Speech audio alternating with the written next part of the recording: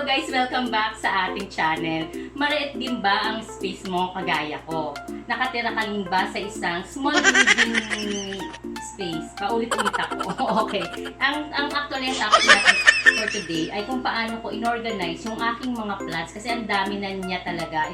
So, paano ko ba siya napagkasya dito sa aking napakaliit na space lang? Kasi kung mapapansin mo, hindi ko lang maipakita yung buong bahay namin, no? Isang hakbang ko lang nasa sala na ako. Ayun, at mga dalawang hakbang nandun ako sa CR. Ganun lang siya kaliit. So, paano ko ba siya na-organize na hindi mo kang makalat tignan, hindi mo kang magulo tignan, no? So, gagawin natin today is pati yung mga ginamit kong pang-organize ng spaces such as yung mga rocks, ay sasabihin ko sa inyo kung magkano ko nabili at kung saan ko nabili, okay? Tapos, ang isa sa mga itatopic natin today ay kung advisable ba talaga na umorder ng halaman online. Kasi na-experience ko mag-order ng halaman online. Advisable nga ba talaga? So, ang mga sasagutin natin dyan kung advisable bang umorder ng halaman provincial, kung advisable bang mag-ship ng napakamahal o magbayad ng shipping ng napakamahal versus sa halaman na umorder mo. Or kung dito naman sa Manila, advisable ba na umorder ka ng malaking amount ng halaman versus doon sa small amount ng halaman versus shipping. Ayan. At ang ating topic for today ay how to organize small spaces and is it advisable to order online ng mga plants talaga.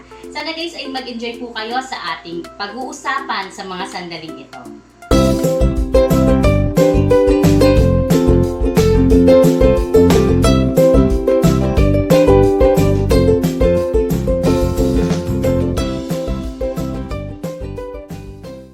So guys, mag-start tayo sa first section ng aking bahay or yung aking inorganize na space, no? So, meron ako ditong box, na itong box na to ay ginagamit ko para sa mga lagayan ko ng mga bags, at yung mga bags ko, yung mga ano ng bag, ayan, ng shoes, okay, ng mga slippers, ayan, sa mga rubber shoes, ito yung mga wallets, cups, no, mga everything yan. So, dito ko yan nilagay para hindi siya naka-expose, no. Sa ibabaw nito, since walang mga nakalagay, so min-maximize ko siya, nilagay ko yung aking halaman. Ayan, this is my variegated paisley na in-order ko online, itong dalawang to. And ito naman yung dati ko pang halaman na Philo Linnae, ayan, Philodendron Linnae, na nilagyan ko na siya ng moss pole na in-order ko online for only 60 pesos. Plus free shipping, kaya ang binayaran ko ay murang-mura lang, di ba? I ordered 4 na ganito, nakisabay yung isang kapitbahay ko, di ba? Hello, Juby! Ayan, so parehas kaming balik sa halaman. So, ayan, yung moss pole na in-order ko, nilagyan ko na siya kasi trading ko sila. Ayan. So, dito tayo guys sa aking first na isa sa mga in-order ko online. So, since yung mga dumadami nga kasi yung mga plants ko, hindi ko na alam kung saan ko sila ilalagay. Dahil nga na maliit lang yung space ko. So, nag-decide akong bumili ng rock. Ito yung rock siya na ang sinerch ko lang kasi is shelf rock eh. Ayan. So, this is a 10-layer shelf rock na i-assemble mo lang, no? Kaya lang ako, ang ginawa ko ay nagpa-assemble ako kasi medyo para siyang puzzle, no? Kahit yung nag-assemble, medyo naguluhan, no? Medyo mahirap siya i-assemble kasi walang number yung kanyang mga kahoy, no? So, ito kahoy to, ang halaga, sa Shopee ko siya in-order, ang halaga neto ay 840 pesos lamang. Nung sale ha, pero ngayon ang halaga yata niya is 999 if I'm not mistaken yun. So dito ko nilagay yung iba kong, yung mga small plants ko, no? Inorganize ko siya ng ganyan. And one more, ayan. Okay. So, ito isa pa sa mga binili ko sa online, no? Nung una, isa pa lang to. Turo ko muna sa inyo ito. Ayan. Ito ay foldable rock, no, na movable siya. Meron siyang gulong sa ilalim. At napakabilis i-assemble. As in, ikakabit mo lang yung gulong, hihigpitan mo, that's it. Ganyan na siya. So, ang maganda rito kasi, slim type siya. Kapag meron kang small space, umorder ka ng hanggat maaari slim type. Tignan mo yung sizes nila bago mo i-click yung place order mo, okay, bago mo i-check out. Kasi baka mamaya yung space mo ay napakalaki pala ng ino-order mo versus doon sa space mo. So ito, natuwa naman ako kasi slim type siya, tapos foldable siya, no? Natutupi pa yan eh. Kung gusto mong ilipat yung plants mo sa ibang area, sa maaraw, i-move mo lang. You don't have to, to remove all your plants para lang i-move siya. Dati kasi nung nagbablog ako, bago ako makapag-vlog, as in hingal na hingal ako dahil I have to move all my plants sa likod ng aking sofa para lang makita ninyo yung aking mga plants, no? So I have to set them up. So ngayon, hindi ko na kailangan gawin yon kaya dahil meron na akong foldable rack. Ayan. Ang maganda dito sa foldable rack na to, ang halaga nito, sa Shopee ko lang din siya binili, ang halaga nito is 1,799 for the 5 layers, no? So, may mura nito 579, small layers lang siya. So, I choose this kind of layer kasi kailangan ko talaga ng una ng mataas plus yung marami talagang nalalagyan ng halaman kasi talagang medyo nagiging little jungle na ang aking bahay. Ayan.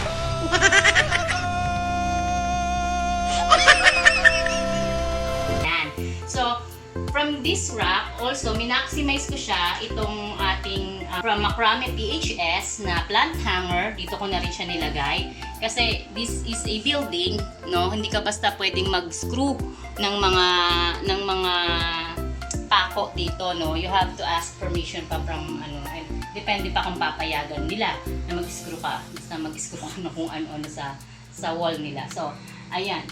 So, also, nilagay ko din dito from, minaximize ko yung space. Kung makikita nyo, andito yung aking Mars Hydro Grow Light. Ayan. So, nilagyan ko siya ng dalawang hook sa gilid. So, I can put itong ating mga hanging pots. Ayan. So, dito ko nilagay si aking favorite na string of hearts. Ayan. Dito na siya. At nilagay ko siya sa Vixa. Para, actually, hindi siya pwede kasing laging moist, no? Ayaw niya ng basa. So, ilagay ko lang siya sa Vixa para pag nagdidilig ako, hindi nababasa itong aking plant hanger. Okay. So, dito, itong aking Mars Hydro Grow Light, no? Ayan, kung makikita mo, meron pa isang nakasabit. So, binalansi ko sila, dalawa. So, ayan, yung mga plant hanger ko, andyan na siya. So, kaya it took me so long na tong aking plant hanger kasi talagang wala akong mapaghangiran. Ayun. So, okay. So, meron pa akong aside from this one, so dahil nga kulang na kulang pa, bumili ulit ako ng another. Ayan, ito pa. So, ito ang nangyari dito, dalawa ngayon tong aking foldable rack na binili. So, ang shipping neto guys is, kung Quezon City ka, like me, medyo ang shipping na binayaran ko dito is 225, no? Kung hindi ako nagkakamali. Wala akong voucher. Naubusan ako ng voucher. So, nagbayad ako ng 225 for the shipping sa Shopee. And I bought this. So, lumalabas na 2,040 ang isang buong ganito with shipping. Okay? So, DB Mall yung pangalan ng shop niya. DB Mall. Okay? And also, I was able to put my rubber tree here. Ayan. Ayan. So, sabi nga nung neighbor ko, buti daw, hindi namamatay yung aking rubber tree kasi yung sa kanya, 1 month, after 1 month, as in naglagas na lahat ng dahon, as in namatay na lahat. No? Guys, I want to be honest with you. Sa unang vlog ko, meron talaga akong rubber tree, no? Na yung rubber tree na yon, ayun yung time na nagsisimula pa lang ako mag-vlog. Nag-experiment pa lang ako. Journey sa plant journey. I learned a lot, no? Yung rubber tree ko na yon, hindi siya nag-survive actually. After just a month of purchasing that one, unti-unti talagang nalagas yung mga dahon niya. Kung mapapansin nyo dun sa vlog ko, lahat ng dahon niya is nakaganon na. So, yung pala kasi, ito guys, maraming rubber tree, maraming bumibili na kasi 'di ba ang mahal-mahal ng rubber tree. Maraming bumibili ng rubber tree na hindi nila alam na kung may ugat na pala yung ilalim o hindi. Kasi iba basta makapagbenta lang talaga ng rubber tree, no. This is Ficus elastica. Hindi siya yung rubber tree na ginagawang goma. Iba 'yon. So, yung nabibiling ganito na iba ay hindi pa established yung ugat nila, no. Hindi, wala pang roots. Unlike this one, marami ng roots yung ilalim niya. So, 5 months na itong rubber tree na to. And nakakatuwa kasi tumagal siya yung 5 months na hindi pa ako nalalaglagan ng dahon guys. Maybe dahil sa tulong na rin ha. Kasi ang rubber tree kailangan talaga nito ng lots of lights. Ayan. So, ito, nasisikatan talaga. Nasisikatan siya ng ating araw. Ayan ang araw ko, yung Mars Hydro Grow Life. Ayan, hindi ko siya pinopromote or what, pero napakalaking tulong talaga niya para mag-survive itong ating rubber tree. Ayan. So, ano pa? Dito guys, pasok pa kayo. Ayan. So, ito na ipapunta ng CR namin. Yung CR ko, ito na. CR ko. So, sa tabi ng CR ko, dahil namalit lang yung aking space, ay andito yung aking washing machine. So, sa ibabaw ng aking washing machine ay, syempre, yung aking mga halaman din. Ayan. So, ayan, lapit natin siya dito. Okay. So, yung aking mga halaman, ito, ayan. Ito yung aking petchay. Naalala niyo, may vlog ako tungkol sa petchay. Ayan. Nagdilaw siya kasi sumobra siya naiwan ko siyang nakababad doon sa grow light na napakalakas ng aking grow light. So, kumbaga sa too much sun. Ayan. So, but it's okay kasi buhay na buhay siya at marami pa siyang tumutubo. Siguro magsa-second harvest na ako dito. So, that's it guys. And kung pasok ka dito, naalala niyo ba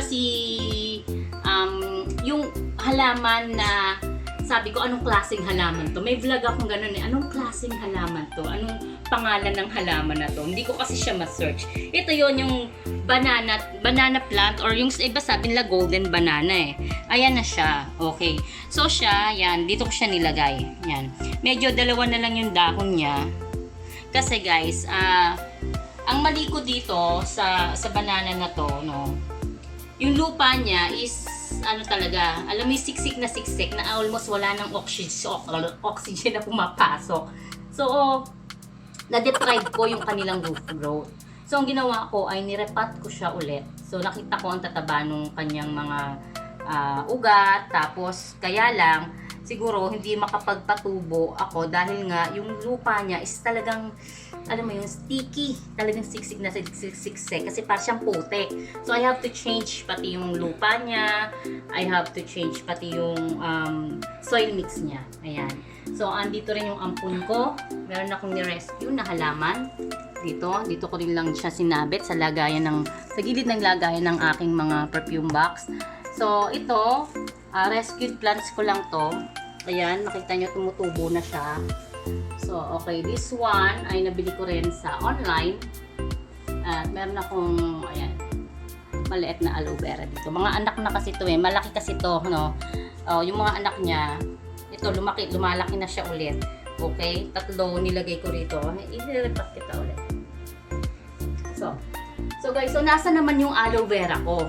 Guys, hindi ko na siya pinasok dito kasi si aloe vera, kailangan talaga ng sun. Ayan. Actually, pwede siya dito sa loob. Kaya lang, kasi gusto ko is lumalaki kasi siya ng 5 feet tall. As in 5 feet talaga. Kasi gusto ko, lumaki siya ng ganon. The only possible way para lumaki siya ng ganon is direct sun. So, I have to put him outside kahit walang sun. Pero kahit papano, andoon siya. Survive siya doon. So, marami pang plants outside my house. So, hindi ko na ipapakita sa inyo. But anyway, marami pa dun sila sa labas. But ang goal natin ngayon is to maximize space inside your house. Ayan. At dito ko nilagay itong ating napakalaking tcharan! Yung aking favorite na si bamboo tree. Ayan. Diba? Buhay pa rin siya, guys. Napakarami pa rin ng dahon niya. At in fairness na, maganda na yung lagayan niya. Hindi nakagaya dati. Diba? So guys, sa ganong amount, no, I was able to maximize my spaces. So kung meron ka pang mas tipid tips kaysa sa akin, para maka-maximize ng space na hindi naman pangit tignan ng iyong space, elegant pa rin, maganda pa rin siyang tingnan, no? Share it with me. Write down your comments below. Ayan. Kung meron pa kayong ma-share na mga tip para makapag-maximize ng space. So, isa sa mga, kung meron kang maliit na space, number 1 rule is magkaroon ka ng rack.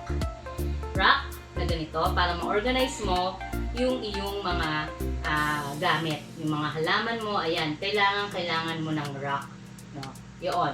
Plus, papayag ang inyong owner o owner ng inyong apartment or kung sa inyo yung bahay, no? You can also build